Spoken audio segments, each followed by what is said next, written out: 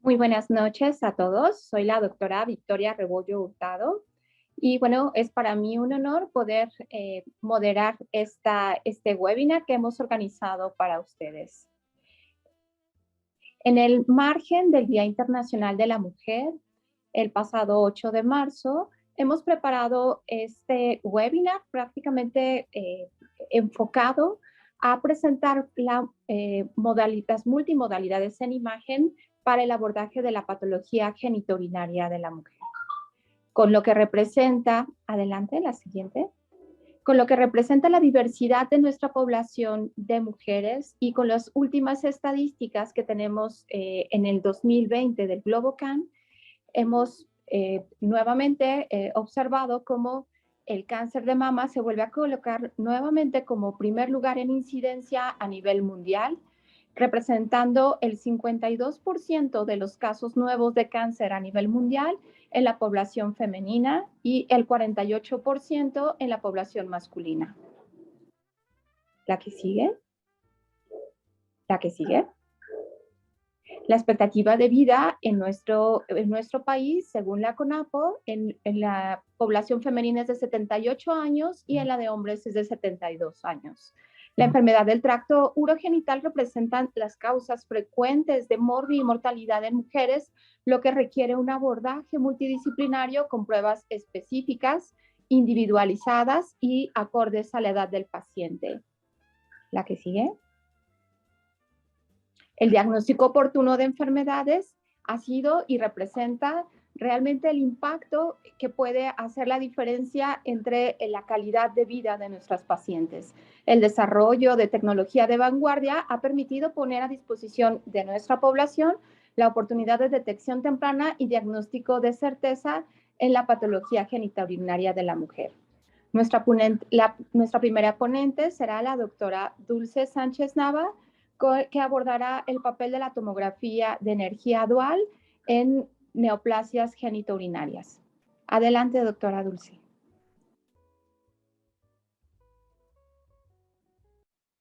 Ok, muy bien. Bueno, la noche de hoy vamos a revisar las patologías urinarias, la introducción, un poco de epidemiología y la utilidad de la tomografía dual en neoplasias urogenitales y vamos a revisar algunos casos. La que sigue, por favor.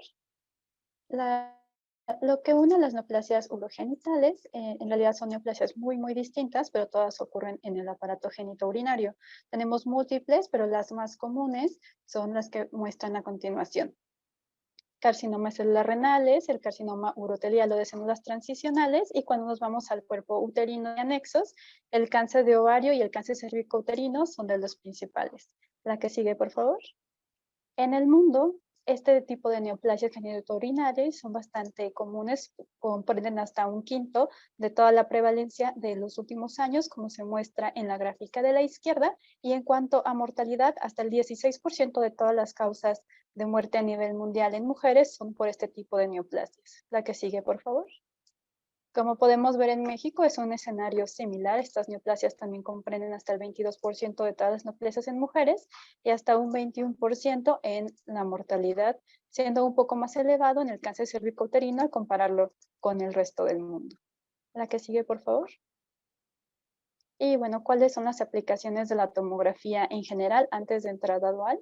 Hay que recordar que es la modalidad de elección tanto para el diagnóstico, el estadiaje y la respuesta a tratamiento, así como el seguimiento para valorar la respuesta a este o el seguimiento una vez que ya se llega a la respuesta completa. ¿Cuáles son los escenarios en los que está indicado la tomografía con contraste intravenoso? Bueno, la ACR demuestra que para el carcinoma de células renales la recomendación es amplia, o sea, grande. Y para el cáncer de vejiga, cuando es músculo invasor, también está indicado la tomografía endovenosa. En el caso de cáncer de ovario y el cáncer cervicouterino, cuando se quiere valorar enfermedad a distancia, también tiene una recomendación alta. La que sigue, por favor. ¿Y cuál es la tomografía dual? Solo un breve repaso. Hay que recordar que la tomografía dual es distinto al resto de los tomógrafos porque se conforma de dos tubos, uno que denominaremos de baja energía y otro de alta energía. Este juego que podemos dar entre estas dos energías nos permite tener múltiples aplicaciones, entre ellas las que muestro del lado derecho, la monoenergía, nos permite también sustraer el yodo y obtener mapas de yodo. Podemos ver también edema óseo. Y el volume rendering, que si bien no es exclusivo de la tomografía dual, también se mejora con el uso de tomografía dual. Sigue, por favor. Como podemos ver aquí, como un ejemplo, la convencional es la que se muestra en medio, y cuando nosotros bajamos la energía, se incrementa el contraste entre las diferentes estructuras, por lo que se ve una atenuación de yodo mayor a cuando nosotros tenemos altas energías, en los que si bien disminuye el ruido de la imagen, como se puede ver cómo se suavizan los contornos del hígado, también perdemos este contraste. Nosotros con la tomografía dual podemos jugar entre ir desde la baja energía hasta la alta energía para poder adaptarnos de acuerdo a las necesidades de cada estudio. El que sigue, por favor. Aquí podemos ver múltiples lesiones de un carcinoma renal. Podemos ver del lado derecho con energía convencional y del lado izquierdo con monoenergía. Esta fue de 50 vez. Y como podemos ver, si bien se pueden delimitar algunas lesiones hipervasculares en el hígado cuando nosotros utilizamos la monoenergía a baja energía, otras lesiones que se encuentran un poco más periféricas se vuelven mucho más evidentes. Entonces nos permite no solo detectar las lesiones, sino mayor número de lesiones y con mucha mayor certeza. ¿Y qué hay del mapa de yodo y la cuantificación? Bueno, también podemos, como vimos, extraer el yodo para valorar si es real o no. Podemos cuantificarlo dentro de las lesiones y también podemos hacer una valoración con un ROI volumétrico de todos los píxeles que conforman esta lesión. Ahorita vamos a ver para qué es útil, pero nos permite diferenciar entre diferentes tipos de lesiones, nos permite tener mayor número de lesiones, por lo que el estadiaje también es mucho más correcto, y también nos permite valorar respuesta a tratamiento, especialmente en aquellas lesiones que si bien no cambian en dimensiones, pueden tener un contenido necrótico o menor vascularidad. La que sigue, por favor. Aquí traemos dos ejemplos. En las dos imágenes superiores corresponden a una imagen que se ve pues de densidad de tejidos blandos, pero como podemos ver cuando aplicamos el mapa de yodo con este iodine overlay, podemos ver que esa lesión realmente no muestra contraste.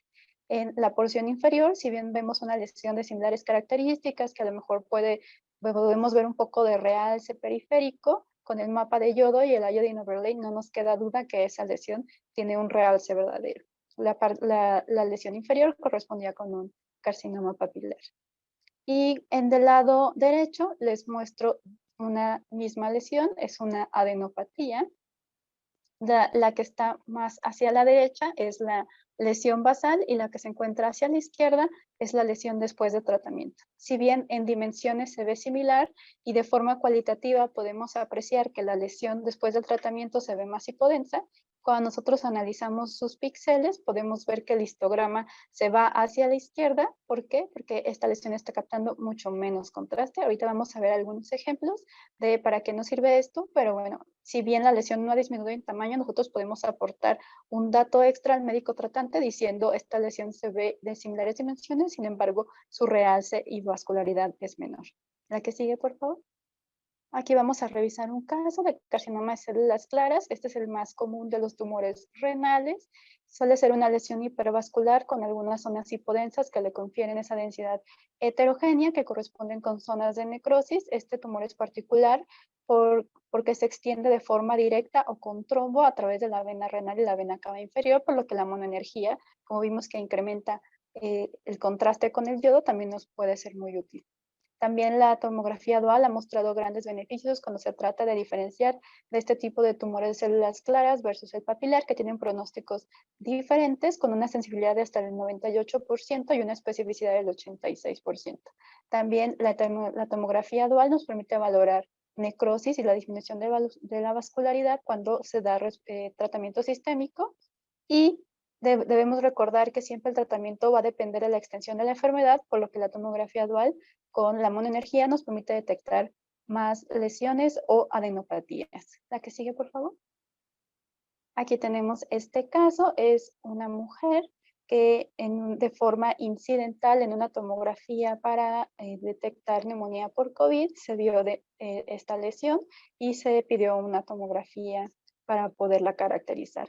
Podemos ver que es una lesión que se encuentra hacia la región interpolar y polo inferior altamente vascularizada con hiperrealce. Y del lado derecho les muestro el ROI volumétrico. Lo que hacemos es seleccionar esa lesión y se obtienen todos los píxeles dentro de ese ROI. Podemos ver la curva del histograma y si se dan cuenta, esta lesión presenta casi un comportamiento bimodal, es decir, presenta un pequeño pico dentro de la atenuación de líquido y un segundo pico hacia los píxeles de atenuación de realce. Esto es porque tenía alto contenido necrótico. En el seguimiento se podría ver una disminución, sobre todo en la vascularidad, en caso de que se haga tratamiento sistémico. Pero lo que les quiero mostrar hoy también es la importancia del volume rendering y las imágenes que se pueden hacer tridimensionales. De forma convencional, nosotros calculábamos el renal score dependiendo del tamaño, si era exoendofítica, su cercanía con el hilo vascular y también si era anterior o posterior, y esto daba o reflejaba qué tan difícil iba a ser remover esta lesión o la complejidad de la nefrectomía.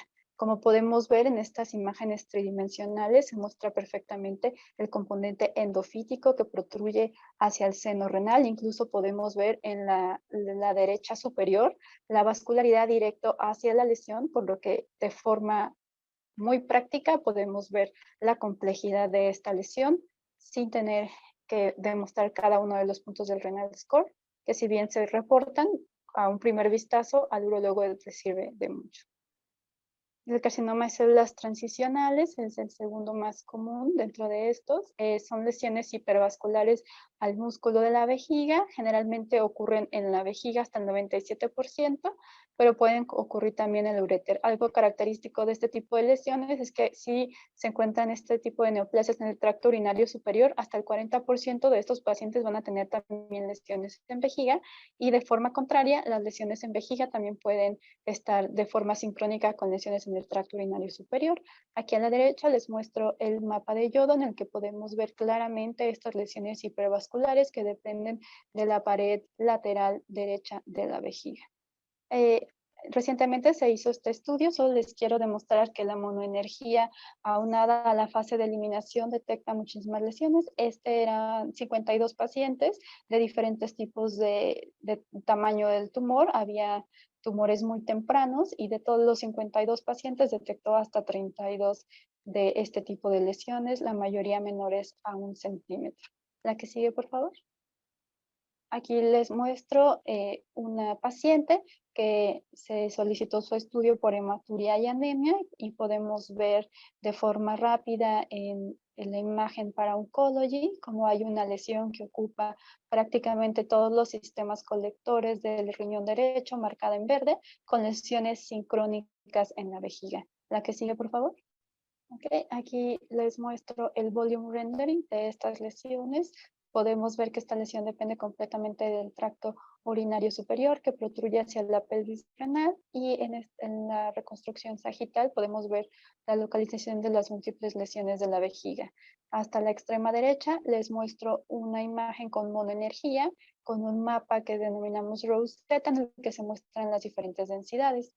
Podemos ver cómo esta lesión es realmente hipervascular, y algo que es muy importante es que pueden ver cómo el realce de la pared de la vejiga realmente es mínimo. Sin embargo, hacia la base de la lesión parece que la lesión tiene una extensión extramuscular o invasión muscular, y esto, como saben, pues cambia por completo el panorama de esta lesión. Entonces, con la monoenergía también podemos demostrar este tipo de extensión. La que sigue, por favor. Del cáncer cervicouterino, como ya discutimos, es útil para determinar la enfermedad a distancia. La supervivencia está ligada al involucro ganglionar y arriba del estadio 2A.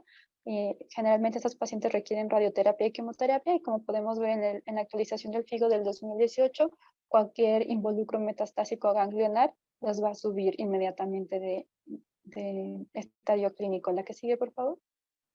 Bueno, aquí les muestro ya esta paciente que tenía una metástasis hepática, que les muestro con el mapa de yodo. Podemos ver cómo hay un realce periférico y una lesión menor que solo se detectó adecuadamente cuando se utilizó la monoenergía. Y finalmente tenemos una adenopatía retroperitoneal, que en la imagen convencional se veía bastante hipodensa, pero como pueden ver, cuando se analiza el histograma de estas lesiones, todas muestran ávido realce, incluido la adenopatía retroperitoneal, que en la imagen convencional se veía muy hipodensa, por lo que cambiamos completamente el estadiaje de este tipo de pacientes, por lo que es muy, muy útil, va a hacer también la valoración del histograma. La que sigue, por favor. En el cáncer de ovario, por su comportamiento biológico, la diseminación puede ser invasión directa y más comúnmente transcelómica, por lo que hay que buscar implantes, también de menor grado, pero también ganglionar, y por último hematógena. Solo les muestro del lado derecho todo lo que tenemos que buscar en el estadiaje de cáncer de ovario, y recalcar que la tomografía puede ver implantes tan pequeños como 5 milímetros, aún en ausencia de ascitis. La que sigue, por favor. Bueno, aquí lamentablemente no podemos mostrar el video por un problema técnico, sin embargo, podemos ver la alta carga tumoral que se detectó con la monoenergía, en la que estos implantes presentaban ávido realce, y también recordar que la monoenergía no solamente aplica para las lesiones, sino también para las estructuras vasculares. Se detectó en la monoenergía un defecto de llenado en una rama segmentaria de lobar, en una rama segmentaria del lóbulo inferior derecho, como pueden ver ahí, que correspondía con una tromboembolia pulmonar. La que sigue, por favor. Bueno, como podemos ver, la tomografía con contraste endovenoso es el método de elección para valorar la enfermedad a distancia, respuestas de tratamiento y también dar seguimiento en este tipo de pacientes. Y ya vimos todas las ventajas o las bondades que tiene la energía dual, en la que no solamente nos permite detectar mayor lesiones, sino tener mayor certeza de parte de los radiólogos de que esa lesión es verdadera, o de que ese ganglio, que a pesar de que no tiene un eje mayor a 10 milímetros, presenta un realce anormal o un comportamiento anormal. Y como vimos, la monoenergía también permite detectar un mayor número de lesiones e incluso valorar estructuras vasculares con mayor certeza. Muchas gracias, doctora Dulce. Un muy, muy interesante tema que realza precisamente el papel de toda esta tecnología. Y bueno, nuestro siguiente ponente es el doctor Carlos Casián Ruiz Velasco, que nos va a hablar acerca de la resonancia magnética para la evaluación de miomatosis uterina. Adelante, doctor Carlos. Muchas gracias. Buenas noches a todos. Gracias por asistir. Tengo el gusto de presentarles pues esta charla sobre el abordaje imagenológico, sobre todo por resonancia magnética de la miomatosis uterina, que si bien es muy relevante por la prevalencia de esta entidad en la población femenina, trataré de hablar sobre las características imagenológicas, así también como abordar el esquema de categorización y los datos de sospecha en este tipo de lesiones. Antes que nada, el abordaje imagenológico por resonancia magnética pues requiere cosas muy básicas. Realmente no es necesario agendar el estudio acorde al ciclo menstrual de la paciente, se puede hacer en cualquier parte del ciclo menstrual. Se recomienda generalmente un ayuno de 3 a 6 horas y el uso de buscapina, que puede ser por vía intramuscular o intravenosa, con 20 miligramos, sobre todo para disminuir la peristalsis, que puede causar artefactos de movimiento en nuestras imágenes. Generalmente se le puede pedir a la paciente que orine 1 hora antes del estudio para que cuando pase al estudio tenga una vejiga moderadamente distendida. Como pueden ver, contamos con diferentes secuencias de pulso en diferentes planos. Tenemos secuencias T2 en los 3 planos. En el protocolo básico podemos contar con secuencias T1 para valorar la diferencia entre la señal de las estructuras sólidas y grasas, así como las secuencias pre y post contraste en FATSAT, y también contar con secuencias de difusión y ADC que próximamente verán que son muy relevantes para poder hacer una adecuada caracterización de este tipo de lesiones. Entonces, en general, este tipo de estudios de resonancia magnética se piden generalmente posterior a un abordaje inicial con ultrasonido, sobre todo para una mejor valoración anatómica, porque es un método reproducible en el cual se puede dar un correcto seguimiento a los pacientes. También para explicar los síntomas pélvicos, clasificar a los miomas según su localización, también para planearlos, planificación pretratamiento, ver si son uno o si son muchos miomas, dónde se localizan con respecto al útero, ver su tamaño y caracterización tisular, así como valorar la vascularidad y respuesta al tratamiento posterior a la embolización. Tenemos que saber que los miomas uterinos pues son tumores estromales benignos compuestos por células de músculo liso y tejido conectivo que van a dar esa señal característica Es el tumor pélvico más común en las mujeres y generalmente responden a los estímulos hormonales. Las características típicas por imagen suelen ser isointensos, como vemos en la imagen superior izquierda, con respecto al miometrio en las secuencias T1. En las secuencias T2, donde tenemos mejor caracterización tisular, vean cómo generalmente los miomas típicos son lesiones hipointensas.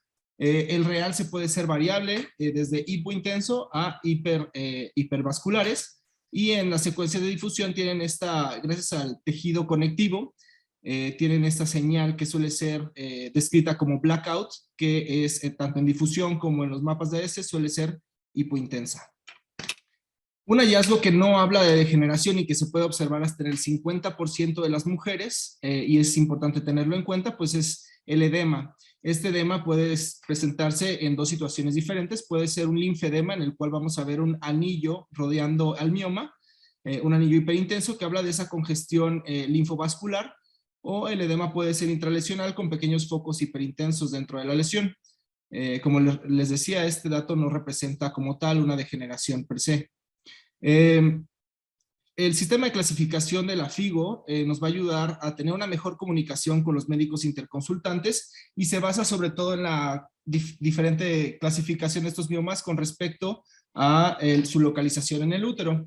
Esta clasificación nos permite caracterizar, digamos, los más importantes, que suelen ser los submucosos, que son las categorías 0, 1 y 2, ya que este tipo de miomas van a presentar síntomas como sangrado, dolor, infertilidad, y generalmente van a requerir un tratamiento independientemente de su tamaño. Y se va a caracterizar como otros a todos aquellos miomas de categorías 3 a la 8.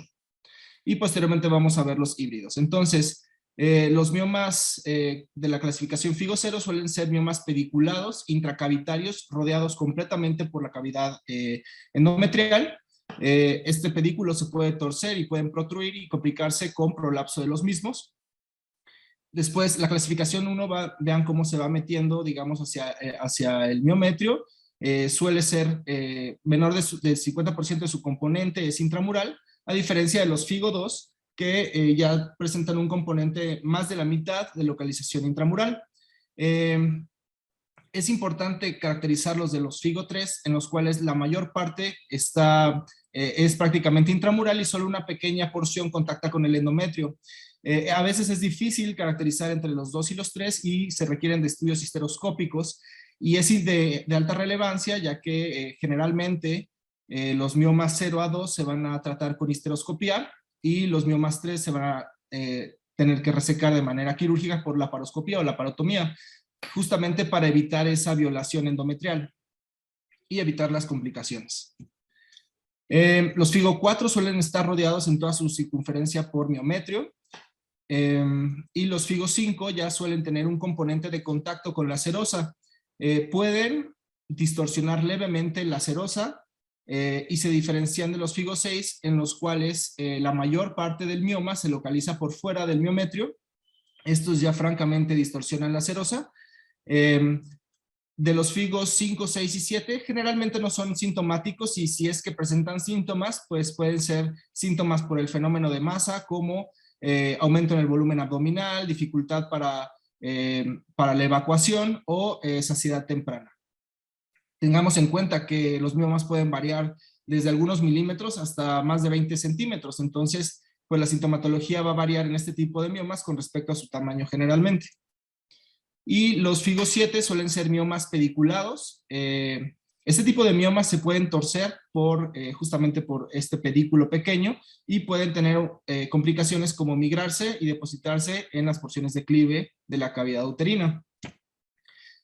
Dentro de la clasificación FIGO 8 tenemos los miomas que se localizan en situaciones poco habituales, como son el cervical, como vemos en la imagen superior, y el parasítico, en el cual es la complicación que les comentaba, en el cual migra el mioma, se deposita en la cavidad pélvica y suele parasitar justamente esta vascularidad de las estructuras adyacentes. También tenemos este tipo de miomas híbridos, en el cual por su gran tamaño tienen un contacto con el endometrio, al igual que contacto con la serosa. Entonces estos miomas, por su gran tamaño, pues pueden ser fácilmente abordados, o abordados por el ultrasonido enfocado por resonancia magnética para disminuir su tamaño previo a un tratamiento definitivo.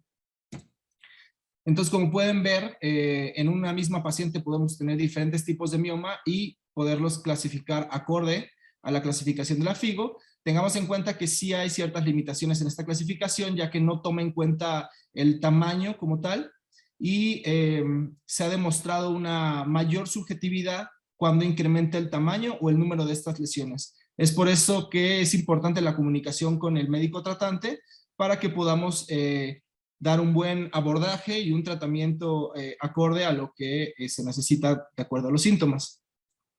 Entonces, una vez que ya clasificamos a los miomas típicos, que tenían estas características que les comenté, están todos los demás, que básicamente se pueden presentar hasta el 70% de los casos. Entonces, estos van a ser la regla más que nada, y estas características atípicas es todo lo que no se vea de manera normal. Estas características atípicas pueden ser dadas por, ya que sean subtipo celular o lipoleiomioma, que presenten algún tipo de degeneración, que tengan edema, como les había comentado previamente, o que presenten cambios post-tratamiento o datos de sospecha. Entonces, existe un abordaje que simplifica cómo podemos caracterizar a este tipo de miomas, que me parece fácil de recordar y muy práctico. Antes que nada, tenemos que saber si este tipo de lesiones son o no provenientes del miometrio. Para esto podemos contar con algunos signos que nos orientan. Cuando el mioma es pediculado, un mioma FIGO 7, por ejemplo, podemos verlo separado del miometrio, sin embargo tenemos que encontrar ese pedículo, pero a veces no es fácil. Entonces podemos contar con el signo del puente vascular, en el cual los vasos que van hacia el miometrio también van hacia la lesión, y nos indica que justamente es un mioma pediculado, con cuales se pueden confundir, sobre todo con lesiones fibromatosas de los ovarios, como un fibroma ovárico.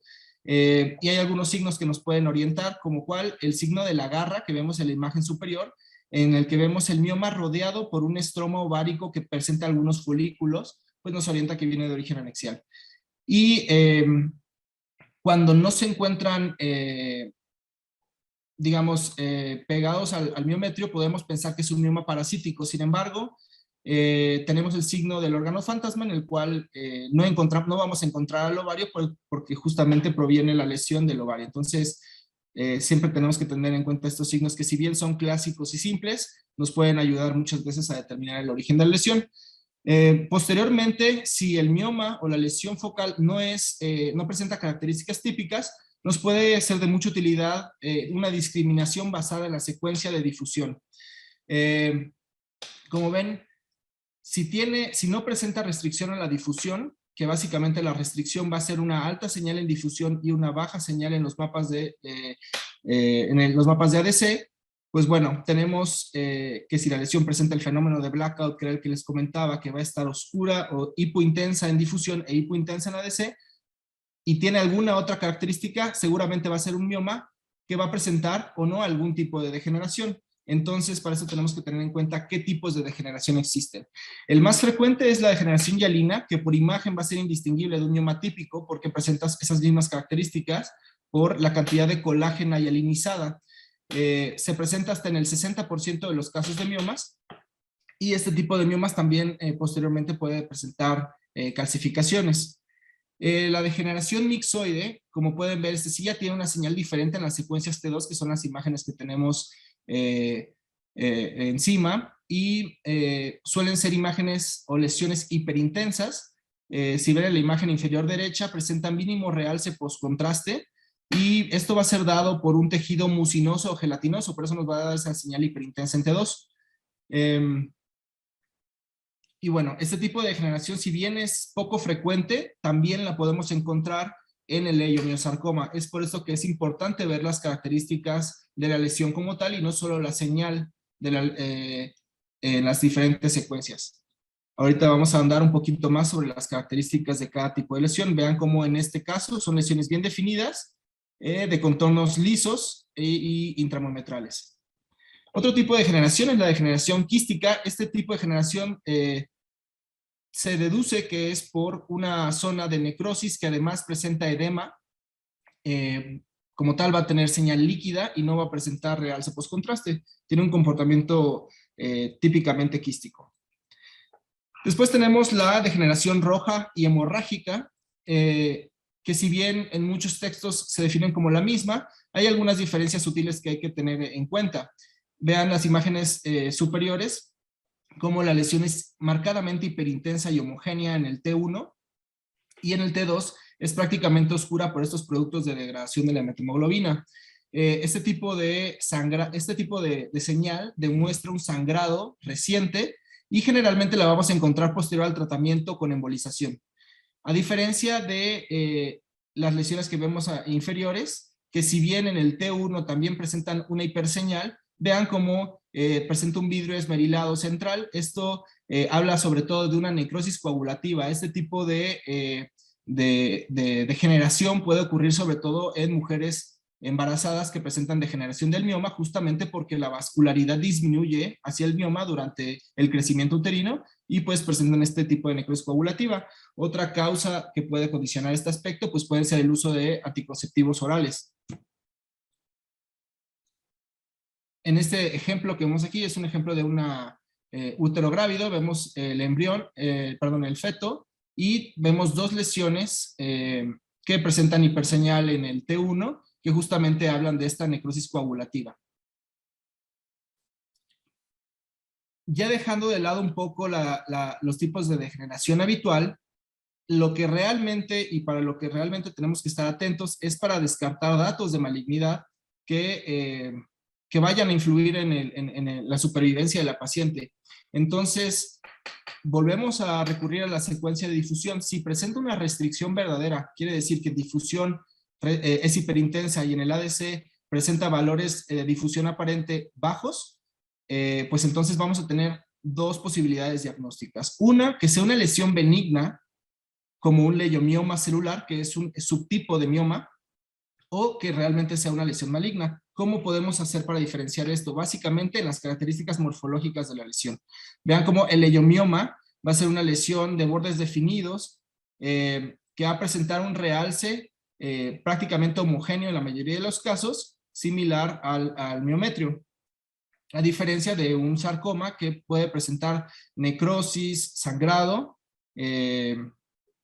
y bordes nodulares. Entonces aquí tenemos en la imagen, en la pantalla izquierda, vemos cómo tenemos un ejemplo de un mioma con un subtipo celular. Vean cómo es una lesión bien definida de bordes lisos. La lesión es hiperintensa en T2, que es la secuencia que tenemos a mano izquierda, y a la derecha vean cómo posterior a la administración de media de contraste presenta un ávido realce. Puede tener algunas zonas que no estén realzando por una necrosis, pero a diferencia del sarcoma, esta necrosis suele estar dispersa a través de toda la lesión. Como vamos a ver en los casos más adelante en un sarcoma, este tipo de distribución de necrosis no es la misma que en el sarcoma. Este subtipo celular se debe a células compactas de músculo liso. Hay mayor cantidad de músculo liso que de tejido conectivo. La secuencia de ADC, los mapas de ADC nos pueden ayudar si presentan valores de ADC un poquito más elevados que en el sarcoma, pues nos orientan más a que pueda ser un subtipo celular. Y hablando ya de los subtipos, vamos a hablar, aparte del mioma típico y el subtipo celular, vamos a hablar del tercer subtipo de mioma, que es el lipoleiomioma. Son muy raros, generalmente en el 0.2 a 0.03% de los casos se presentan en nuestros pacientes, y se debe o se hipotetiza que puede ser por una metaplasia grasa de las células de músculo liso. Hay que tenerlo siempre en cuenta, porque una vez teniéndolos en cuenta puede ser fácil su diagnóstico certero, porque van a tener la misma señal que la grasa del tejido celular subcutáneo. Como vemos en las imágenes de abajo, vean cómo el tejido celular subcutáneo suele ser hiperintenso en T1 y va a saturar en secuencias FAT-SAT. Por último, vamos a hablar de el dato más importante en este tipo de hallazgos, de lesiones, que es la degeneración sarcomatosa. Es extremadamente rara. Generalmente, en la mayoría de los casos, se presenta de novo. Sí se ha descrito rara vez una degeneración de un mioma, pero no es lo habitual. Generalmente, desde el inicio, ya son sarcomas. ¿Cómo poderlos distinguir de un leiomioma celular? Bueno, generalmente vean la imagen cómo tiene sus bordes nodulares, tiene zonas de necrosis extensa central, justamente por este crecimiento rápido, y tienen un comportamiento con algunos márgenes de aspecto infiltrante con pérdida de la interfase con las estructuras adyacentes, y como aquí en el margen superior de esta lesión, no se distingue bien dónde empieza y dónde termina, y generalmente presentan valores de ADC mucho más bajos. Generalmente los vamos a sospechar cuando tengamos miomas que siguen creciendo posterior a la menopausia. Y aquí tenemos otro ejemplo de una lesión que, si bien es nodular y definida, presenta zonas de sangrado interno con algunos niveles que también cualquier lesión que tenga una degeneración hemorrágica y que no esté en el contexto de un embarazo, de terapia con anticonceptivos orales, o que no es un mioma pediculado que es infarto, bueno, pues hay que sospechar su degeneración sarcomatosa. Y bueno, ya cuando la lesión es muy avanzada, pues vean como en este ejemplo ya se pierde la interfase con las estructuras adyacentes como el domo de la vejiga y con la grasa presacra. Y también vemos algunos implantes nodulares periféricos. Para concluir, vean en esta gráfica un poco llena como las características pues, más relevantes de este tipo de miomas para poder caracterizarlos adecuadamente y dar un abordaje completo para el paciente. Vean cómo el subtipo celular suele ser hiperintenso en T2, restringe y presenta un ávido realce. El hipoleiomioma pues va a tener grasa macroscópica, el mixoide va a ser muy hiperintenso en T2, pero va a ser hipovascular, y pues el leiomiosarcoma va a tener estos bordes nodulares, sangrado interno, necrosis y una importante restricción a la difusión. Para concluir, bueno, pues la resonancia, como vieron, es un método ideal para caracterizar y planear el tratamiento de estos miomas. El sistema de clasificación de la FIGO nos va a ayudar a nosotros y a los ginecólogos para un adecuado plan de tratamiento y así para prevenir las posibles complicaciones o falla al tratamiento. En algunos casos, con miomas de gran tamaño, puede ser de utilidad revisar el caso en particular con el médico tratante previo a la intervención. Muchas gracias. Muchas gracias, doctor Carlos. Excelente presentación. Realmente ha sido un parteaguas este abordaje con resonancia magnética, con protocolos abreviados y aprovechando esta tecnología que nos da una alta resolución tisular para poder hacer la planeación en el abordaje de este padecimiento. A continuación, la doctora Laurelena Chávez Coello nos va a presentar el papel del ultrasonido tridimensional en patología ginecológica. Adelante, doctora Laura, muchas gracias. Gracias. Muy buenas noches a todos. Esta plática tiene la finalidad de indicarles a ustedes las bondades del ultrasonido en tercera dimensión, que generalmente es un estudio previo a efectuar ultrasonidos de resonancia magnética. La ventaja de usar ultrasonido 3D representa una adquisición anatómica de volumen en lugar de una rebanada.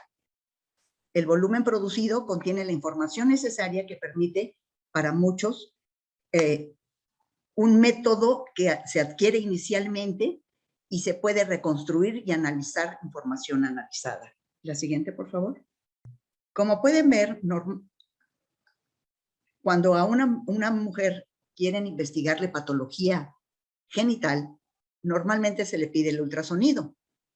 Pueden aparecer imágenes como las que tenemos en la pantalla, en proyección sagital y transversa, en donde observamos dentro del endometrio una imagen hipoecoica de contornos definidos y necesitamos caracterizarla para saber si es un pólipo o es un mioma. Siguiente. Las reconstrucciones 3D nos ayudan a ver que esta imagen depende del miometrio y se introduce al endometrio, gracias al beneficio de la tercera dimensión. Aunque sabemos que el ultrasonido 2D sigue siendo una herramienta de detección crucial en obstetricia y ginecología, es lo suficientemente buena para la mayoría de los propósitos, pero la 3D agrega más información clínica, resultando en una mejor atención a los pacientes. Vean la claridad con la que se ve la cavidad endometrial, vemos el fondo uterino, y para ello no se necesita realizar métodos invasivos como la sonohisterografía. se pueden hacer directamente gracias a la nueva tecnología. Sin embargo, a pesar de todo esto, la ecografía 3D en ginecología sigue siendo infrautilizada. Recordemos que la tercera dimensión se empezó a utilizar en el año de 1987 más o menos desde el punto de vista obstétrico y no ginecológico. Pero actualmente la 3D en ginecología incluye evaluación de cualquier anomalía congénita estructural, fibromas, adenomiosis, pólipos endometriales e incluso la localización y colocación de dispositivos intrauterinos. Para adquirir un buen volumen utilizando ultrasonido se requiere determinar una pequeña región de interés en plano de adquisición y establecer un tiempo y ángulo de adquisición. Todo depende de lo que queramos ver. Todos estos parámetros dependen del órgano y estructura que queramos examinar. Y una vez que se ha obtenido un buen volumen, se realiza una orientación para obtener la imagen 3 deseada. La siguiente, por favor. Vean, se toman proyecciones en sagital, en transverso, en coronal, y con ello se pueden lograr las reconstrucciones dependiendo de lo que nosotros queramos ver. Incluso estas imágenes se pueden girar para tener una mejor valoración y visualización de la patología que estamos viendo. Una vez que el médico obtiene las imágenes necesarias y la aplicación de los diversos modos y opciones de visualización, el resultado tiene toda la información necesaria para poder utilizar el análisis y la correlación con el contexto clínico. La que sigue, por favor. Vamos a ver algo de malformaciones de los conductos mullerianos. Como ustedes saben, las malformaciones uterinas congénitas son frecuentes y hay incidencia en la población femenina fértil general entre un 4 y un 8% dependiendo de las diferentes estadísticas. Como recordamos, hay 3 fases en el desarrollo de los conductos paramesonéfricos. Uno es el organogénesis, otro es la fusión, y el tercero es la fase de reabsorción del tabique. Las malformaciones pueden ocurrir en cualquiera de estos 3 pasos, lo que lleva a diferentes patologías de los conductos mullerianos. En este caso, podríamos ver un ejemplo de imagen en sagital del útero. Podríamos decir pues, que es un útero prácticamente normal. Sin embargo, al hacer la reconstrucción, la que sigue, por favor, vemos cómo la cavidad uterina tiene forma arcuata. Vean cómo se ve en el corte transverso, ¿sí? Como que tuviera 2 cuernitos el fondo de la cavidad uterina. Perdón, el fondo de la cavidad endometrial. La que sigue, por favor. Aquí, por ejemplo, estamos viendo 2 cavidades uterinas separadas, ¿sí? La cavidad derecha, la cavidad izquierda, ¿sí? Y estamos viendo 2 cérvix. Vean, 2 cavidades, y aquí vemos nada más la presencia de una de las cavidades, ¿sí? En la reconstrucción 3D, donde se observa esta en forma íntegra. También podemos ver malformaciones donde se ven las 2 cavidades, vemos un septo, ¿sí? Y vemos un solo cérvix. La mayoría de las mujeres con anomalías en los conductos mullerianos no tienen problemas para concebir, pero se han informado que tienen una tasa más alta de complicaciones obstétricas y no obstétricas, tales como amenorrea, dismenorrea, abortos espontáneos, partos prematuros, posiciones fetales anómalas y complicaciones durante el parto como distocias. Los leiomiomas, como sabemos, son comunes en mujeres en edad reproductiva y ya vimos todo el tipo de presentaciones que pueden tener en la plática del doctor Casiano. El uso de la ecografía puede ser una herramienta útil para diferenciar casos como miomas y adenomiosis. La ecografía 3D es sensible en un 93% y en un casi 96% específica en el diagnóstico de leiomiomas y un 96 y 93% en el diagnóstico de adenomiosis. ¿Cómo vamos a ver esto? La siguiente, por favor. La ecografía 2D tiene uso limitado en adenomiosis, ya que muestra signos inespecíficos como heterogeneidad miometrial focal o difusa. Los ultrasonidos con 3D y en modo inverso, es decir, ponemos lo positivo en negativo y lo negativo en positivo, es una forma óptica muy óptima de diagnosticarla, ya que se ve la irregularidad del contorno endometrial con una apariencia borrosa de la cavidad. Y otras características incluyen aumento de la longitud uterina en más de 12 centímetros, presencia de espacios anecoicos quísticos en el miometrio, estrías ecogénicas subendometriales, bordes vagos endometriales y miometriales, y aumento del grosor uterino y de la zona de transición. Este es ejemplo de un mioma submucoso que se mete a la cavidad prácticamente en más del 50%. Es el ejemplo del principio. Mioma uterino submucoso que entra a la cavidad uterina. La localización de los dispositivos, no solo con fines de planificación, sino también para el tratamiento de las metrorragias, ha sido de mucha utilidad. Entonces, los dispositivos pueden ser visualizados desde la 2D, viendo la ubicación del eje largo y los bracitos. Sin embargo, el 3D es a menudo superior en producir una localización más exacta de los brazos del dispositivo. La que sigue, por favor. Imagen en 2D, donde estamos viendo en la parte central una imagen ecogénica que representa el dispositivo, pero es el eje largo.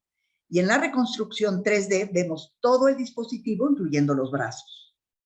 Ahora también la 3D tiene mucha ayuda en las sonohisterosalpingografías, ya que se puede implementar como procedimiento diagnóstico relativamente simple, con molestias y efectos mínimos, aplicando solución salínea fisiológica en la cavidad endometrial mediante un catéter. Y con ello podemos valorar otras patologías, como son la presencia de adherencias, que son más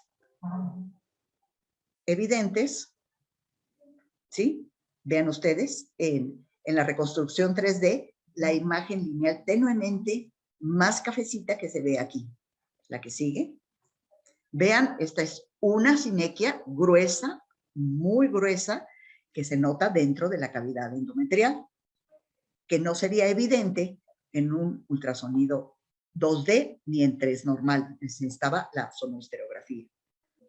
También se puede identificar pequeños pólipos, como el visualizado en el corte 2D en sentido sagital, y estamos viendo en la reconstrucción, en la parte baja, la protrusión que hace hacia la cavidad. Y podemos, como les decía, podemos voltear las imágenes, girarlas y ubicar mejor la patología. También se identifican con mejor facilidad los pólipos practicando sonohisterografías. Aquí podemos inferir que hay una lesión ecogénica en el interior del endometrio, tanto en sentido sagital como sentido transverso, y al hacer la 3D, observamos la formación polipoidea que depende del fondo de la cavidad endometrial. Vean, podemos girar las imágenes, podemos ponerlo en lateral, podemos ponerlo de frente y se ve, ubicamos mucho mejor la localización de las diferentes patologías. La que sigue, por favor. Por último, es fácil cuando se tiene el software adecuado, valorar el monitoreo folicular durante una estimulación ovárica usando colores para no estar midiendo folículo por folículo. El equipo en la 3D nos da el tamaño exacto de cada uno de los folículos y cuál es el que va creciendo más en los cortes, en los diferentes días del ciclo menstrual. Eso es todo. Muchas gracias.